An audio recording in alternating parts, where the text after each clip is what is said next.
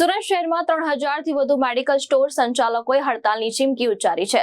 Prescription વગર નશીલી અને નકલી દવાઓના વેચાણમાં વધારો તેમજ હોમ ડિલિવરીની છૂટને લઈને મેડિકલ એસોસિએશને સરકાર સામે રોષ વ્યક્ત કર્યો છે। સુરત શહેરના મેડિકલ સ્ટોર સંચાલકોમાં સરકારની નીતિઓને લઈને ભારે અસંતોષ જોવા મળી રહ્યો છે।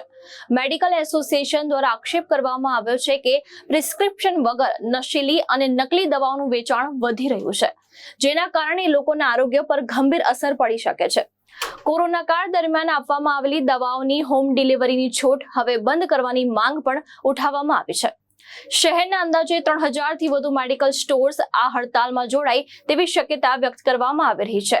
એસોસિએશનના આગેવાનોના જણાવ્યા મુજબ મોટી કોર્પોરેટ કંપનીઓ ભારે ડિસ્કાઉન્ટ આપી નાના મેડિકલ સ્ટોર સંચાલકોની રોજીરોટી પર અસર કરી રહી છે। તેમણે સ્પષ્ટ કર્યું છે કે આ વિરોધ માત્ર વેપારીઓના હિત માટે નથી, પરંતુ સામાન્ય લોકોની સુરક્ષા અને યોગ્ય દવા ઉપલબ્ધ રહે તે માટે પણ છે।